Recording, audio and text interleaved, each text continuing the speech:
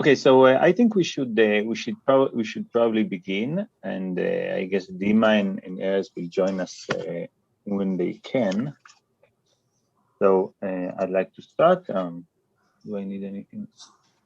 Okay, good. So I will tell you about the generalized doubling method, the multiplicity one and applications, and I will try to focus on two topics which haven't received sufficient attention in terms of the talks I gave, and so I will describe the background and construction in a bit faster pace, assuming that everyone is more or less familiar with these the techniques.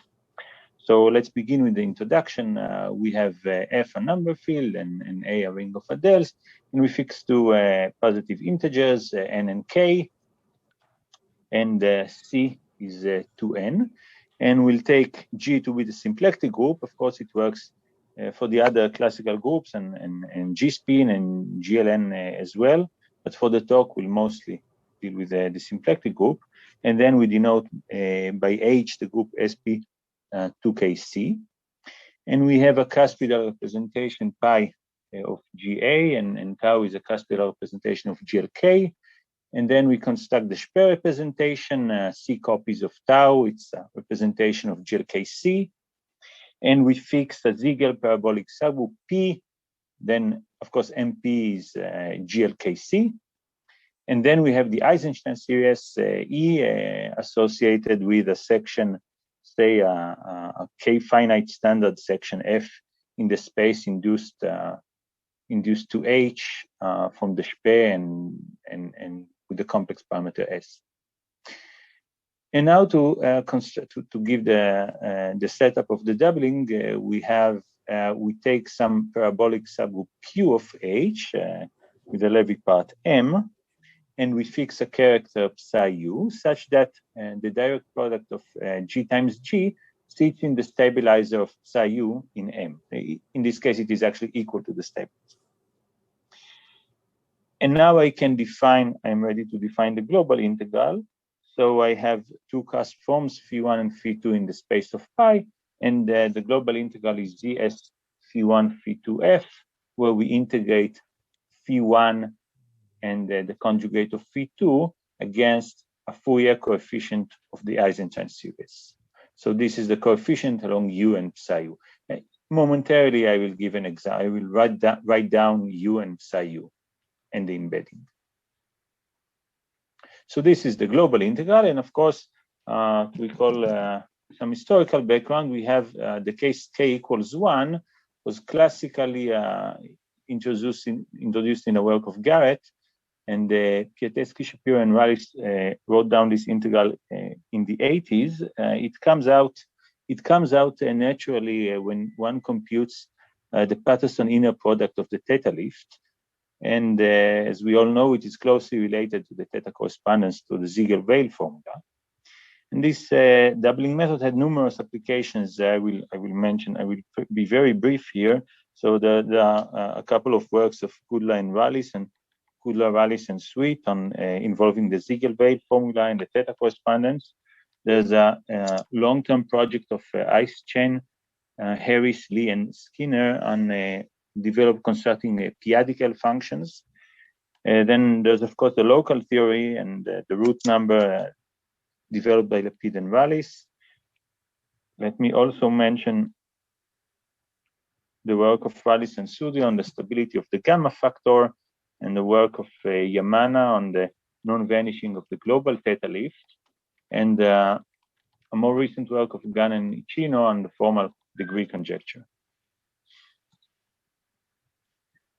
Now, the general case for all K appeared first in a work by Kai, Friedberg, Ginsburg, and myself. And here I'd like to sketch one example. So we'll take C equals 2. So we have, so G is SP2 or SL2, and we'll fix K to be 2. So H is SP8. And I wrote down the unipotent subgroup U. So here, I'll scroll down a little bit.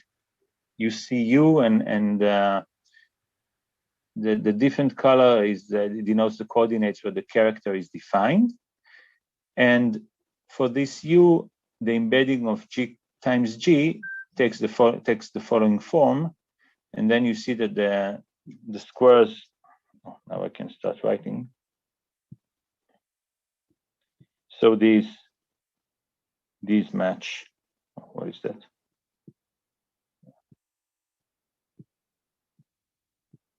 So the middle 4x4 block is the inner embedding of G11, G12, G21, G22, and here there's a small mistake. Correct it. So that's just, of course, that's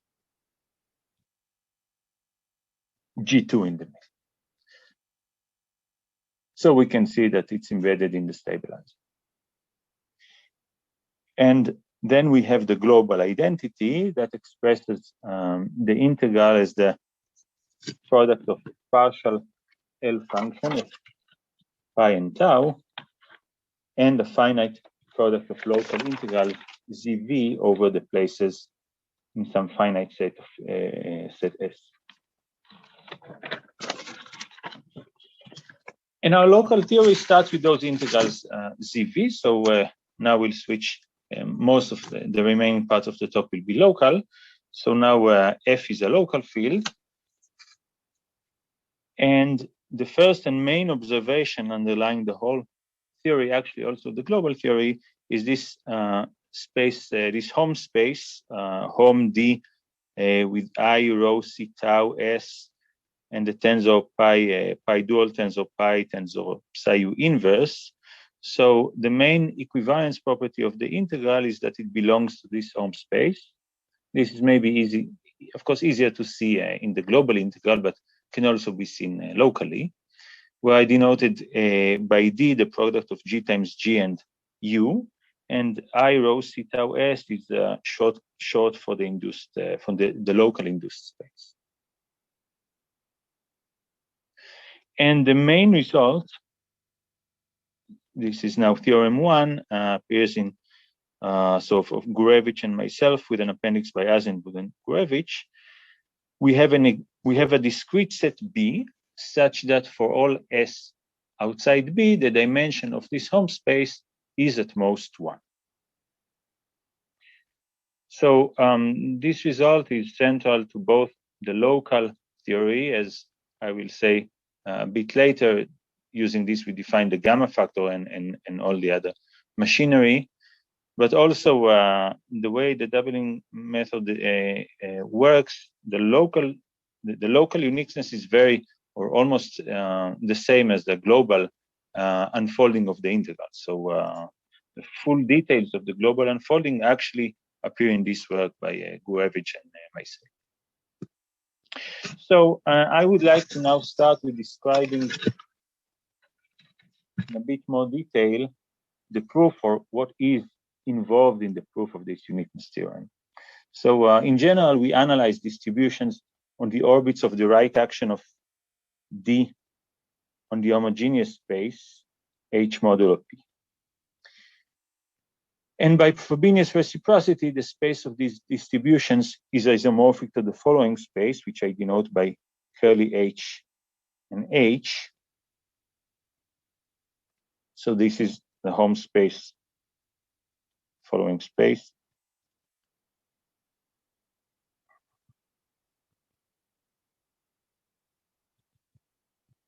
Then we have pi and pi dual and psi u.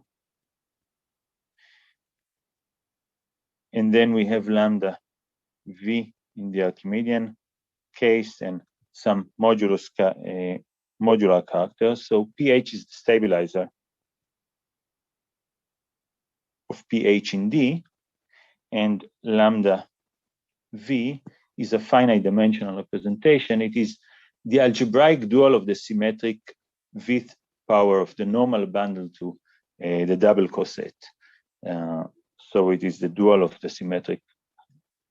So we have some Lie, we can write it using Lie algebra.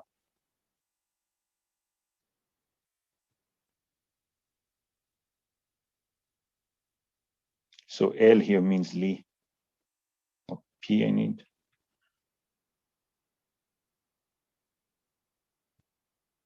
Oh.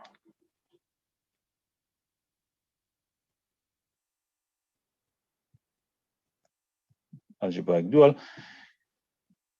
And we have that for each integer or positive integer v. So I can write this way.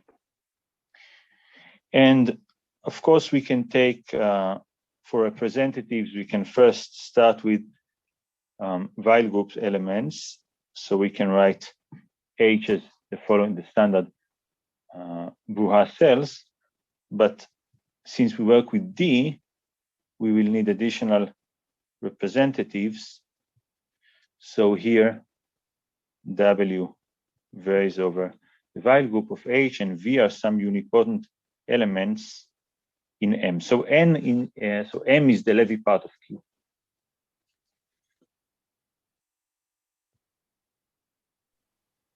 And U is where we define the character. Yeah. So we are going to have to analyze the structure of the representatives and then deal with those spaces separately. And we'll fix some delta such that P delta Q is the open Bruhat cell.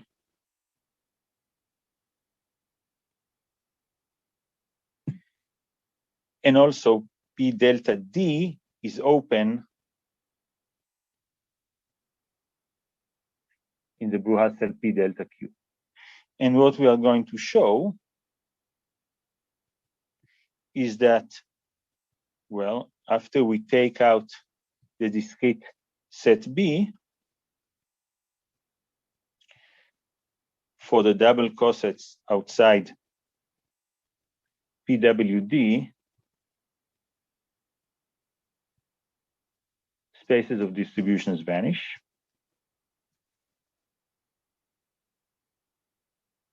And for this, for delta, the dimension is 1 for all s. Here there's just, for the open cell V is just 0.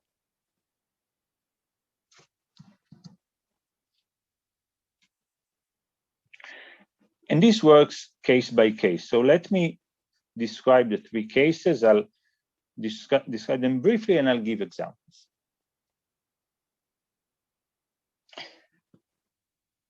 So case 1.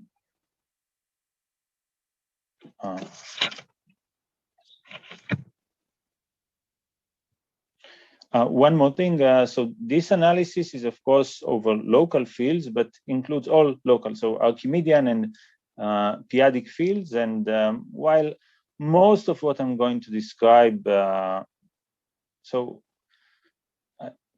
if there are some inaccuracies, they will be related to the Archimedean case. So I explain it usually in the p-adic setting, but it works pretty much the same in the Archimedean case as well. So the proof is pretty uniform.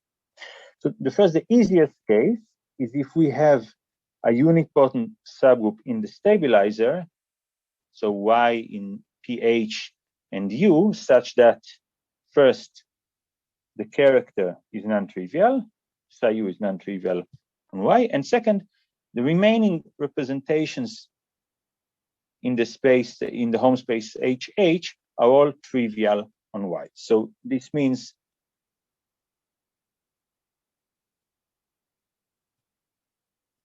this representation and so here, for example, for lambda V, we use a filtration argument to assume that it is trivial on each unipotent sub. So, for example, and of course, the modular character is also trivial.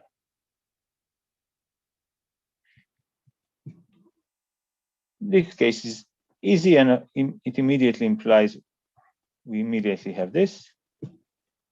And the simplest example I can think of is just to just take the representative to be the trivial element, the identity element. And then what is PH? It's just the intersection of P and D. And of course, when we take the unipotent radicals, we take the unipotent radical of P and U, and by the construction, the character psi U is non-trivial on Y. So I have to admit that in the beginning, I was a bit fooled by this case. I used to think that this, before we started writing the paper, that this case was strong enough to rule out all but finitely many representatives, but this is not true. And this is also the case 2, which I'm about to describe, is the more difficult case, and that happens uncountably many times. And when we started writing this case, then we realized we needed more, much more information on the representatives. So it was like a game. We thought that a certain description of representatives was sufficient, and then when we got down to writing vanishing, we realized we were missing something, so we had to go back and work harder to obtain refined description of the representatives. Of course, I will not describe how to, I will not give much information on the representatives in a talk. Okay, so let's go on to the second case. This happens if each distribution T factors through a Jacquet module JV psi of the Speer representation, rho c tau, such that the algebraic dual is a degenerate Whittaker model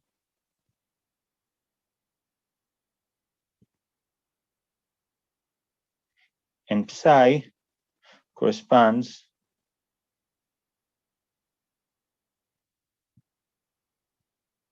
to an nilpotent element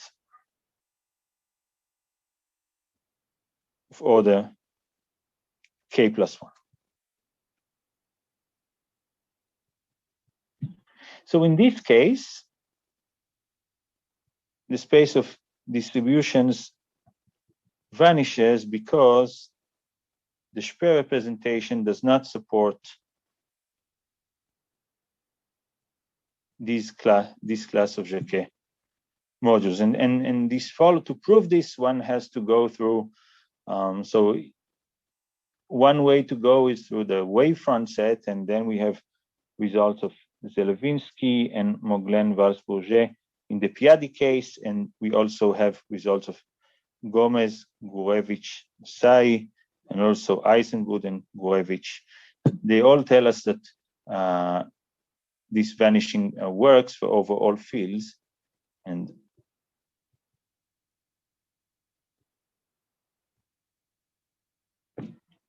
this is a characterizing property of this representation rho c tau that we use throughout, but I'm not really going to describe it. I'm just telling that it is used here. So let's look at an example.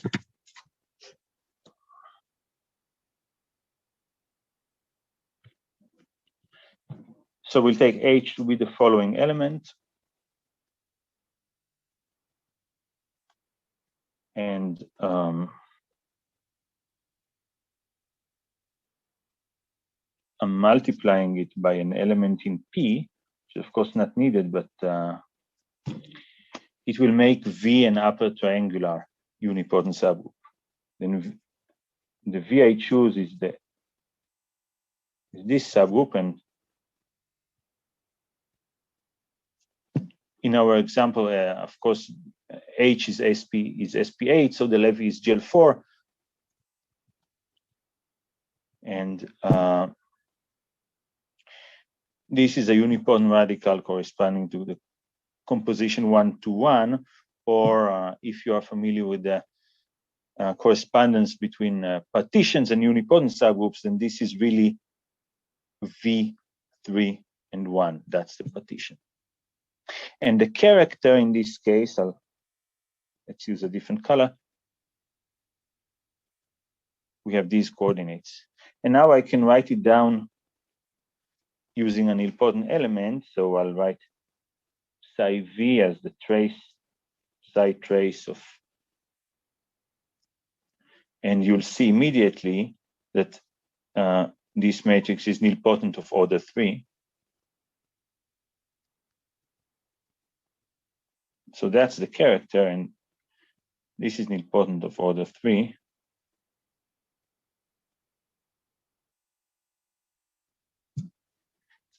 And this partition is greater than that partition, and the Jacquet module just vanishes. So this is because this partition is maximal, is a maximal orbit in the wavefront set.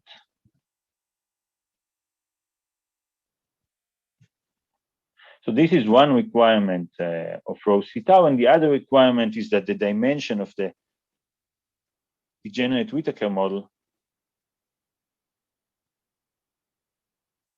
with respect to, so psi is defined using an nilpotent element of order 2 this time.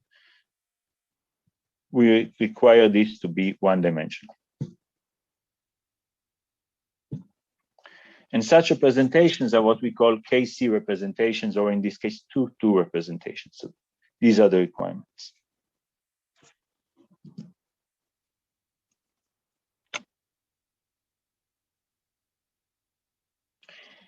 Case 3 is a bit more cumbersome to describe in general, so I will actually start with an example. So case 3.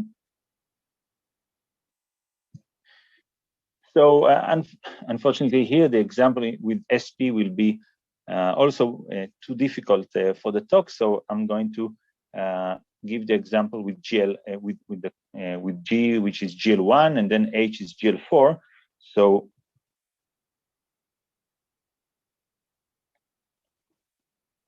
let's see what the doubling looks like. So G is GL1. This is simplest to see, and H is GL4. And then U is this subgroup of GL4. And the character, I have to tell you here, defined on these coordinates, that's psi U. And the embedding of G times G in this case, so G1, G2, of course, they are both GL1, takes the form G1, G1, G2, G1, and you see immediately that it stabilizes the character, and we induce from a maximal parabolic, it's not a Ziegel, there's no Ziegel parabolic, but it's a maximal parabolic subgroup whose Levy part is GL2 times GL2, and we induce from 2 Whittaker models. So we have tau1 and tau2 representations of GL2, and we induce from this representation. So that's rho.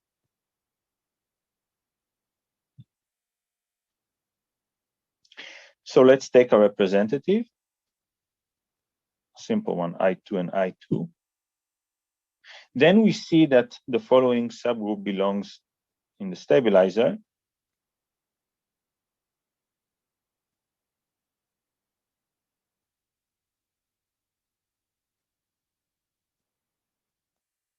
And we have a character here on the top left coordinate. So it turns out that in this case, each distribution T factors through the Jacquet module of T1 with respect to V, where V is this, so V is this subgroup of GL2. In particular, if tau1 is supercuspidal, then of course the space vanishes. So if tau 1 is supercuspidal, the space vanishes immediately.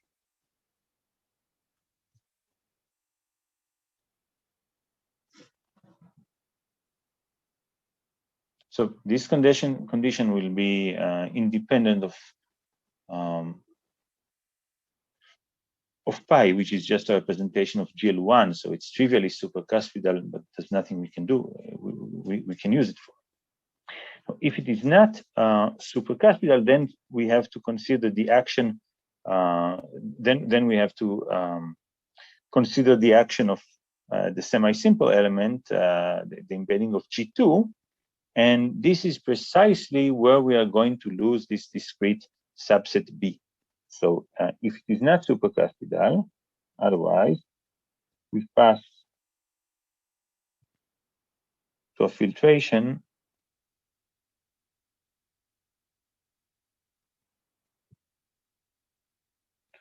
of this Jacquet module of tau 1. So of course it's a representation of the torus in GL2. And then we get an identity of the form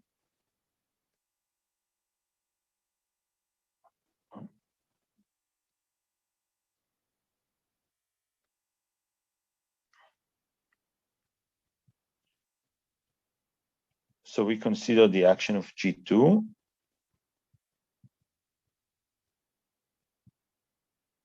on an element in the tensor.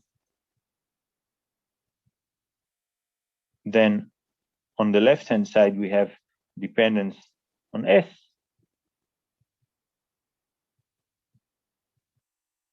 On the right-hand side, we do not. So we obtain, so beta is a quasi-character which depends on tau 1. Then we have this equation G2S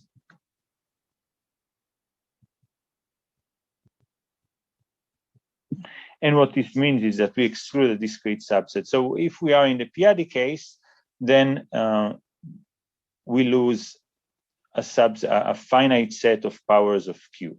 So it's of Q to the power negative S.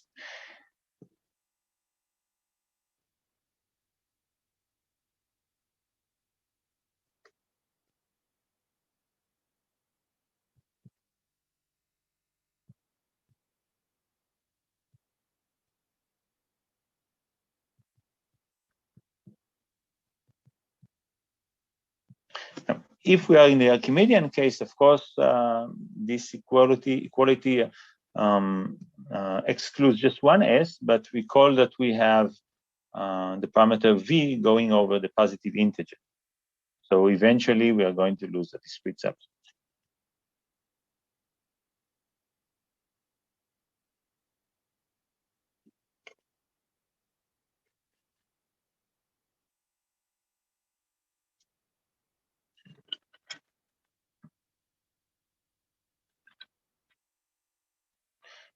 So let me not write this in general, but I will add that what we need another observation here. So in the case where G is not GL1 or say SO2, then we have to look at a parabolic subgroup of G. So in general,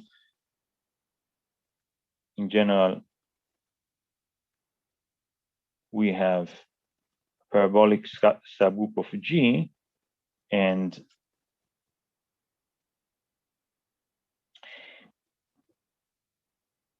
T will factor through, it factors through the Jacquet module of rho C tau, but also through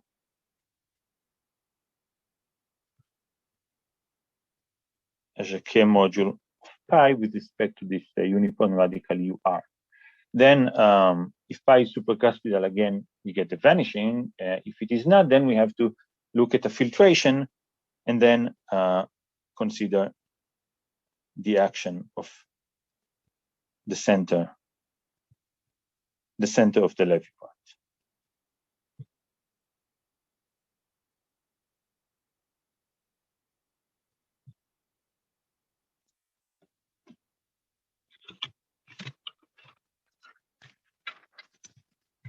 So there are several difficulties we have to battle here in this work, and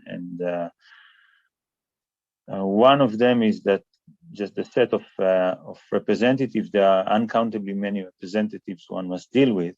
And in the classical doubling, when k equals 1, there are always finitely many, but here there are uncountably many, and this causes, well, first, it makes the problem of understanding the structure of the representatives much more difficult, but it also presents several problems with the analysis of Archimedean fields. And indeed, if you look at the paper, you see we have an appendix just to deal with this. An appendix, this is the appendix by Eisenberg and Gurevich. Another problem we have is, of course, supercuspidal representations are not enough. You have to deal with all irreducible admissible representations, as we've seen in the example. This requires additional work, and also you have to deal with this is something I can't really give useful examples, but when you deal with the representatives which include unipotent elements, you have to be even more delicate, because these, first, they can change the orbit of the character psi u, and then it is difficult to see that that indeed the Jacquet, it is most of all difficult to compute the Jacquet module. And of course, finally, for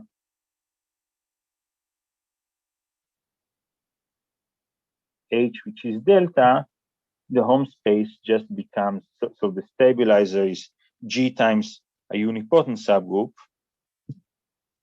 This unipotent subgroup corresponds to the degenerate Whittaker model I was mentioning earlier, that rho C tau admits this unique degenerate Whittaker model. This is the unipotent subgroup. And then we have this G. So iota is some involution that enters into the computation. And then the home space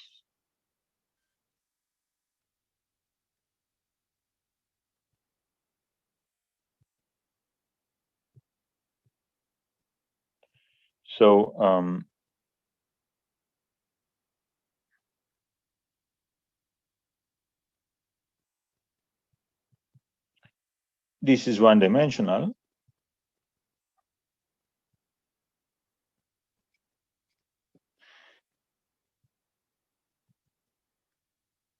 And we end up with this home space, which is one-dimensional. We use pi, which is irreducible.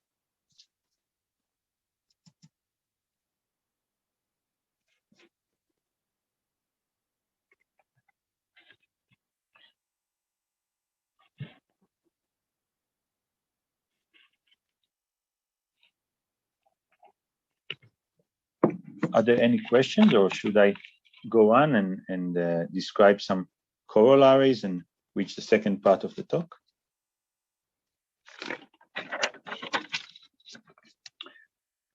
Okay, so there are some standard. So basically, everything follows from this. So we have, of course, we have the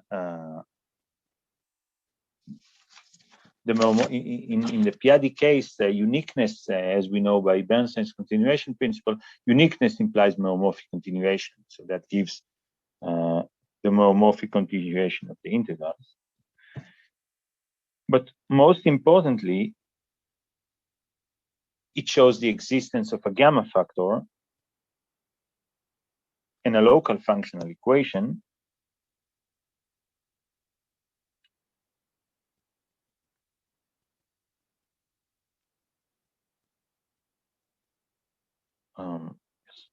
so Z is now the local integral, and F is a section in the induced representation, and omega is a matrix coefficient now of pi dual, actually.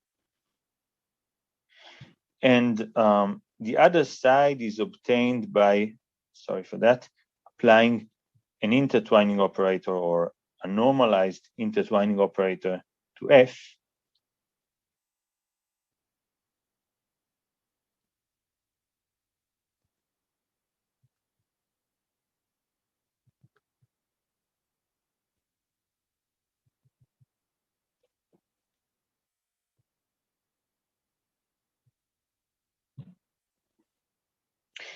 and of course, so for the normalized intertwining operator, we have another functional equation.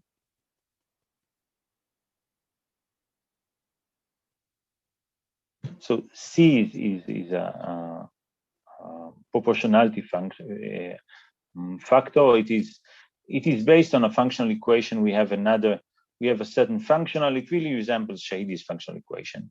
We have a functional with uniqueness, and in this way we define this proportionality factor, and the uniqueness result appears in Appendix B of the work of Kai Friedberg and myself. That's the uniqueness, and surprisingly or not, the proof is really another variant on the proof in the paper of Gurevich and me. And we also use, of course, the appendix with Eisenbrud and Kolchitz. So this work immediately has several. There's another another application. I will get to it maybe. This work already has these two applications. So I only learned how to prove this uniqueness after I proved the earlier the previous uniqueness for the integrals. So this turned out pretty nice. And then we have so I'm not going to say more about that because I want to leave some. Is this normalizing factor the same as Lapide and Rallis? I mean, is it the same? Yes, yes, but of course not. So it applies to all K. So it's I know, but it should be a little different than what they have, isn't it? Or yes, I think they multiplied on. So maybe it's the inverse. Actually, so I compared it. Yeah, up to a shift, it is pretty much what they defined. Okay. So I'm not going to write at this point. I'm not going to write down the definition. Maybe I'll do it later because I'd like to get to other things, and I'm just going to be very quick here about theorem. So what is theorem 27? This is the correct, and again, you see it in the work of Kai Friedberg and me. This is the characterization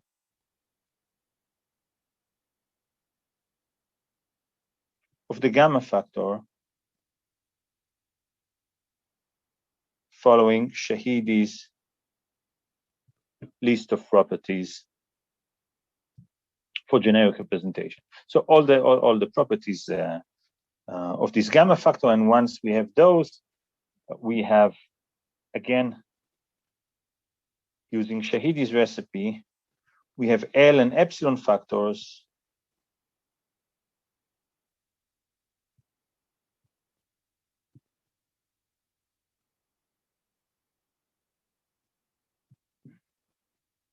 and these lead to eventually the global function, the global L function and functional equation. Let me just add that we have a certain sanity check here when data are normified. In this case, the epsilon factor is 1, and the L function, the local L function is the L function defined using the Satake parameters. And then we have a global functional equation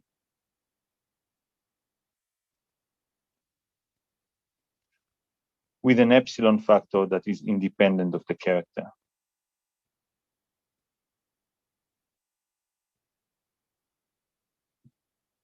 Now, the main application in CFK was to functoriality. For functoriality, we need essentially three properties of this L function for a certain class of twisted tau. The functional equation is one of them.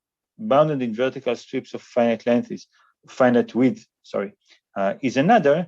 And the last is to show that they are entire.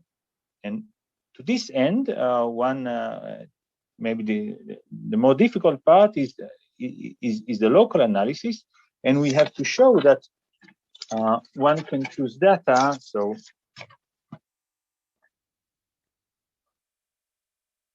to show that this function is entire, one must have some control over the poles of the local intervals. So what we really need to show is that we can choose data such that the local L functions, so the integrals divided by the local L functions are not non-zero. So for each place, we can choose data for the integral such that the integral divided by the L functions are non-zero. And this leads us to the second main topic of the talk, a new family of integrals.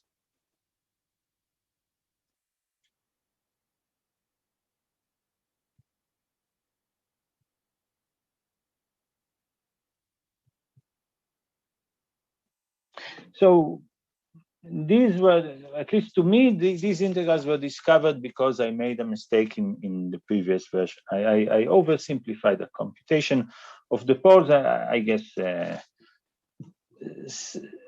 someone must have noticed that while reading, but I noticed it last year when I read it yet again, and I discovered that at some point that my computation of the poles were just an oversimplification.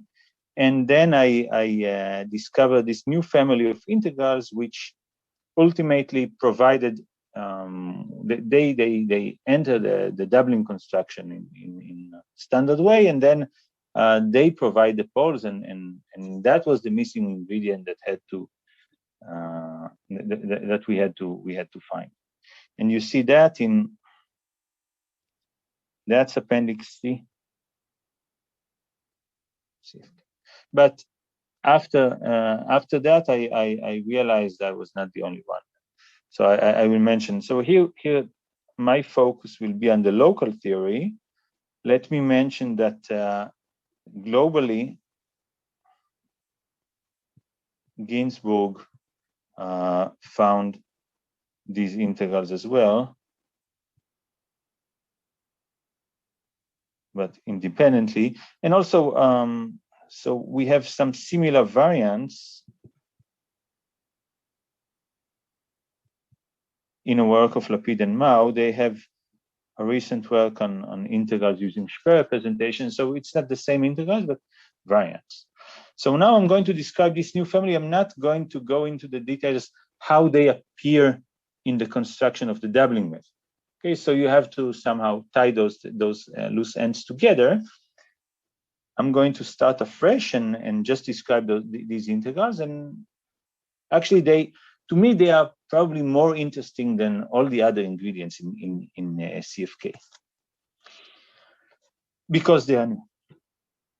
So now we start. So everything is now new. Pi is a representation of G, which is now and until the end of the topic GLC, and tau is a generic representation of GLK. And for the purpose of the talk, we can think of it as a unitary, if need be. It makes the definition of the Speer relevant, and I can use it immediately. And then we have the Speer, which is a representation of GLKC, which I denote by H.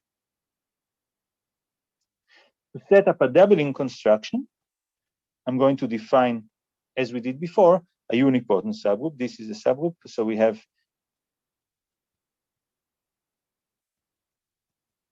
U. It's basically the unipotent subgroup V CK. So we have K copies of IC along the diagonal, but we zero out one of the groups. And of course, here so let me define the character. I'll use a different color as before. So we just take the trace here. So across the one diagonal above the main diagonal, except the first block. So that's the character, and then we see immediately that we have an embedding of G times G.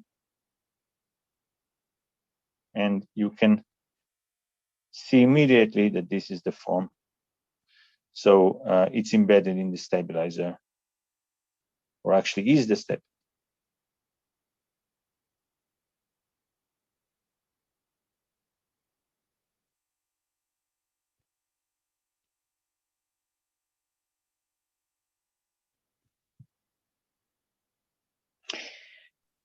So this is natural doubling setup. And now we'll take a matrix coefficient omega, a matrix coefficient of pi, and W, a function in the degenerate Whittaker model of the Spe. And we have the following integral, Zs omega W.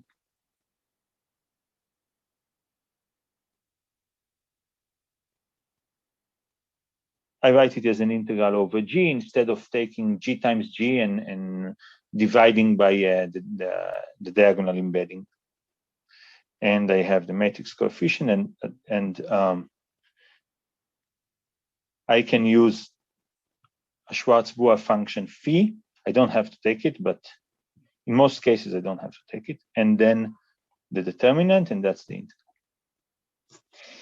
And so phi is a Schwarz-Bohr function on the space of n by n matrices. It is only needed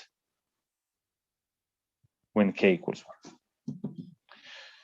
So what we see here is an integral which interpolates between the two very well-known families. One is the Godel-Marjaquet integral, and the other, the integrals of Jacquet, Piatetski-Shapiro, and Rallis, of course. So if we take k equals 1, in this case, W is just the determinant of G to some power, or some quasi-character applied to the determinant of G. That's W. Then we're just integrating a matrix coefficient and a Schwarz-Bohr function and some quasi-character if need be. So this is just well known. And when C equals 1, on the other end, when C equals 1, in this case, the degenerate Whittaker model becomes just the Whittaker model. So in this case, of course, the Spe is just tau.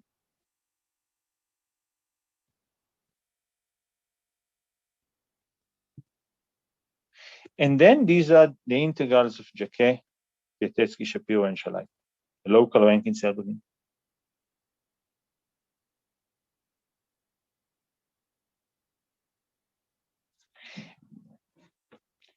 And if we take the home space, so these integrals satisfy a natural equivariance property, and I will write it using similar notation to what I wrote before.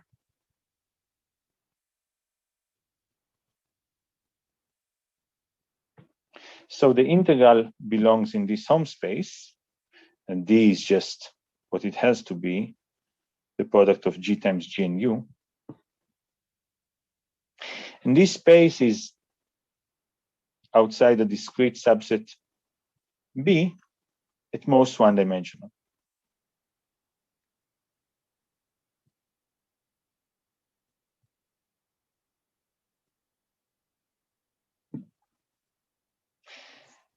And as you may have guessed, the proof of this is really using, again, the techniques of derivatives and the support in terms of wavefront set of rho c tau.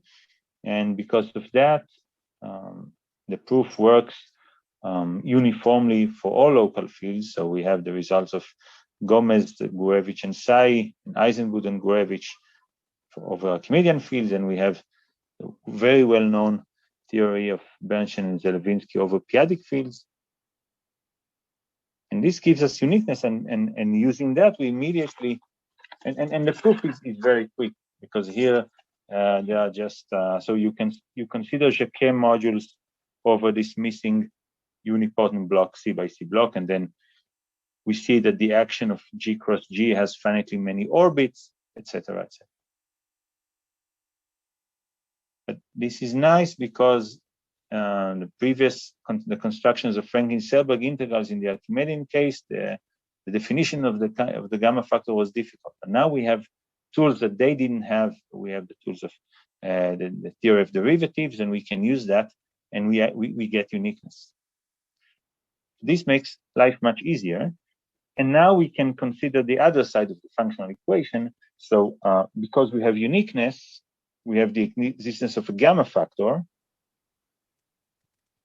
Are the ones for Archimedean the Artin factors? Do you know that, don't you? In the you mean the regular or this construction? No, I mean this is Archimedean cases, so we have the local Langlands. Yeah. The gamma factor is the same gamma factor. So the gamma factor here is the same gamma factor as in the Archimedean. So it is a product of Artin. So it is Artin factors. Yeah, in a minute. Yeah. Okay, I was just wondering. Okay. Yeah. So we have a gamma factor satisfying this functional equation, and of course, okay, in a minute. So I just have to define the right-hand side. So with your permission, I'll use the definition of Sudri for a functional equation. It's a bit different than what we are used to seeing from JPSS.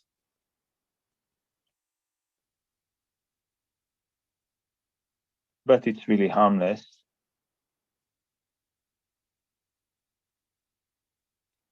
So I'm writing an integral. I will tell you how to obtain this integral from the previous one. And I write S and not negative S, but because G is on the bottom right coordinate, then this integral indeed converges in a left half plane. So don't be confused. And you just take, so if you take omega and W and you change to omega star and W star, and then you change G to G star, you'll get this integral, or you look at Sudri, page 70. 93 is the memoirs. And of course, there's no intertwining operator. I mean, of course, there is an intertwining operator in the definition of the Spe. There's no intertwining operator related to S, which means that the tools that we could have hoped to have in the classical, the Rankin-Selberg integrals for classical groups, and those never really worked, they are going to work here. So, for example, but before I get to that, I will already tell you that gamma is multiplicative when you take pi and you replace it with a product, pi 1 times pi 2, for example. And because of that, if your field is R or C, or pi is unramified, then gamma is equal to the Rankin-Selberg gamma. But this is because when you reduce to the case C equals 1, you have the JPSS integral.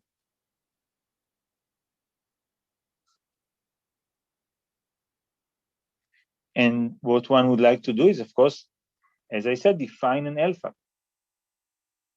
And we can do that. We can actually define, so let's do it now together. So let F be the ring of entire functions.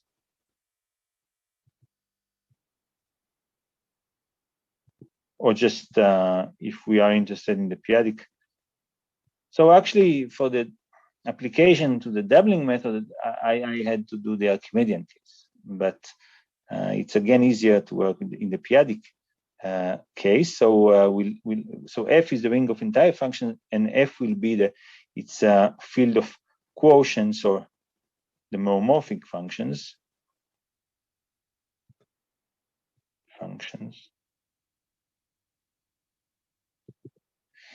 And then there exists an L factor. I'll use curly L for that, a meromorphic function such that it's of course not immediate, but if you look at the appendix, you'll see the analysis is not very complicated.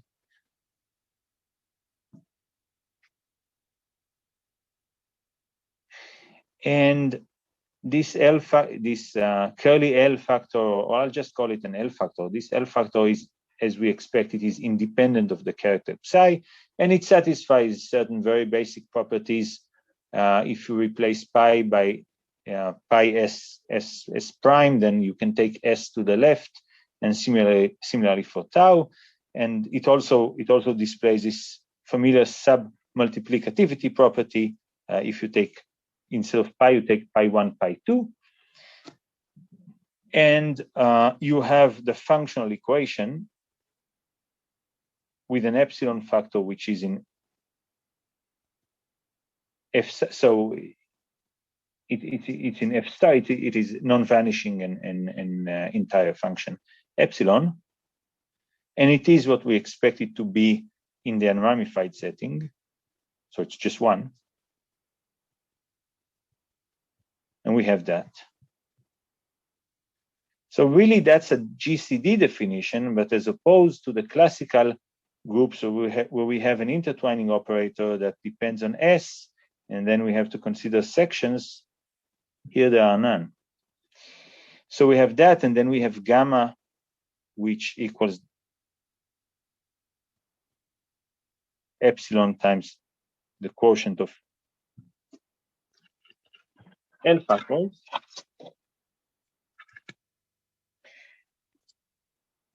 And the upshot of all this is that we're not doing here something entirely new, but instead, the main result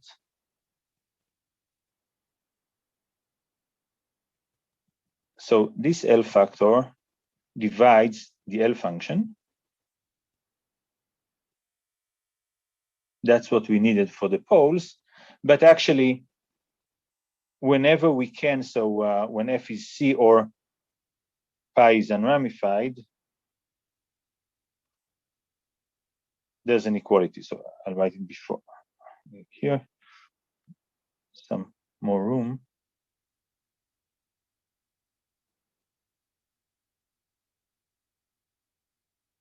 We have equality. And of course, I have to add, of course, this L factor is defined, so over Archimedean fields, it's only defined up to an element in F star. In the Piaget case, we can normalize it as usual. It's 1 over p to the power q negative s, where p is a polynomial whose constant term is 1. So we have to say that, but up to this normalization,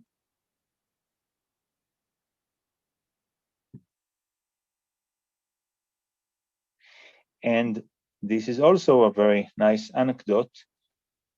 The proof here, the proof of this main result, proof was written as an homage to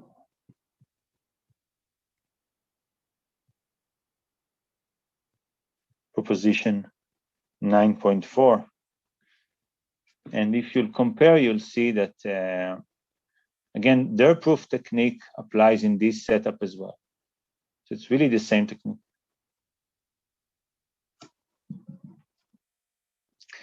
So using this, the poles, the doubling, the classical doubling integrals do present the poles they have to, and that was the missing ingredient.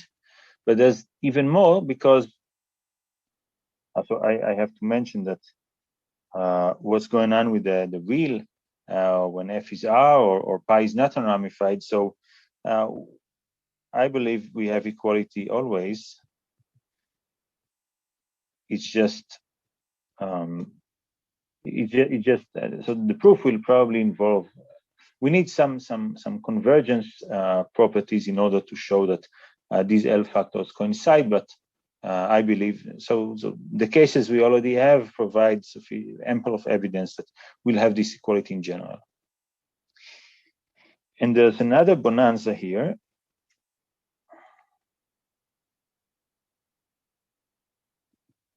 So these integrals work for coverings of GL.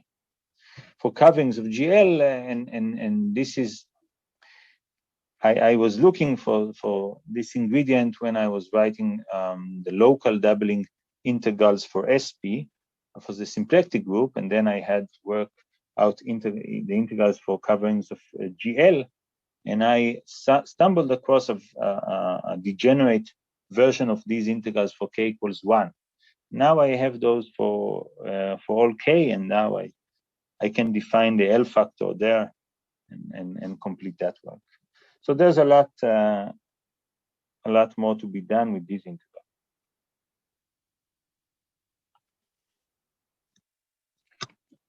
And I think that's all I had to say today. One more thing,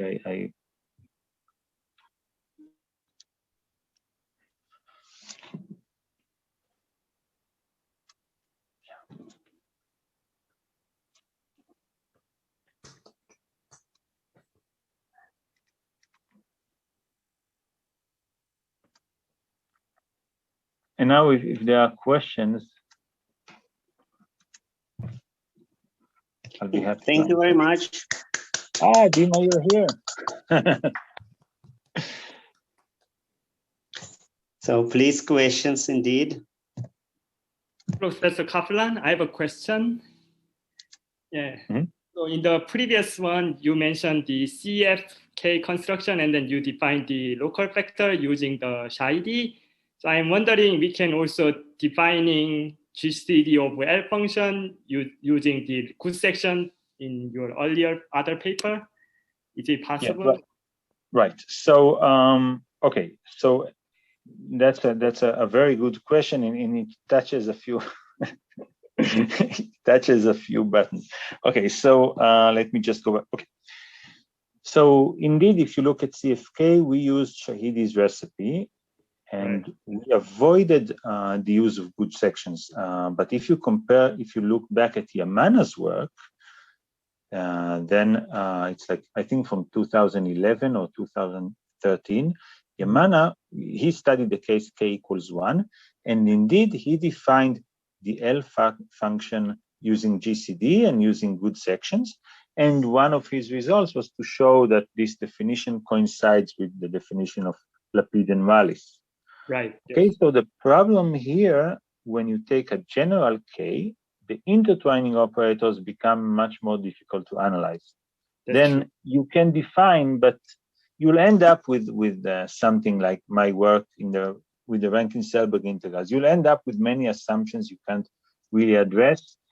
And that is why I was so happy with the GL integrals, because they don't involve an intertwine. And then you can do everything you ever wanted to do. Okay, you can do JPSS in this context. Okay. Thank you. Yeah, that makes sense.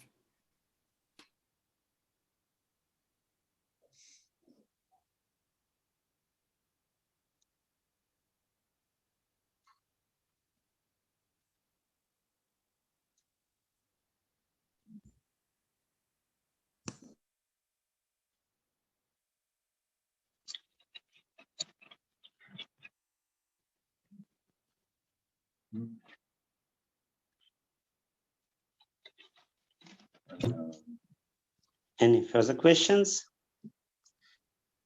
Yes, so I would, if there are no, I don't think there are other questions. I would also like to add that these integrals were really a surprise. It happened. It's not so dramatic, but still, it was like a year ago was the first in Israel was the first lockdown. So we were all in Israel, but worldwide, of course, everyone was a bit scared or a bit uncertain of what was going on, and me in particular. And it was like with everything that was going on, and with the kids at home and everything, then you suddenly you find a mistake in a preprint which is already submitted, and then it's not a very good feeling. but somehow it kept me going. It was a time you play with your kids during daytime, and then at nighttime you struggle with the computations, and it somehow helped me lift my spirits and actually focus on something that I can do and can study, and instead of dwelling on the global pandemic and everything that negative that was going on. So for me, it was quite a relief, this small mathematical issue.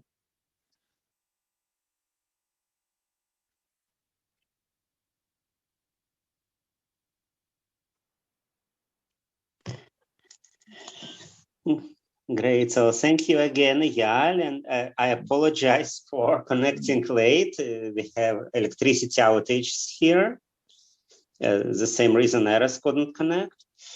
So this was not broadcasted on YouTube for this reason, but I can put the recording on the YouTube channel. I will do this in a couple of hours. Right. And next week, we have a talk by Pierre-Henri Chedouard on the recent progress on the Gunn-Gross-Prasad conjecture for unitary groups. So actually, Dima, I have the file. You can distribute the file. I sent you a copy of this in a PDF. You can maybe send. Maybe you can send it. Actually, maybe you can put it on the chat. Oh, no, not right now.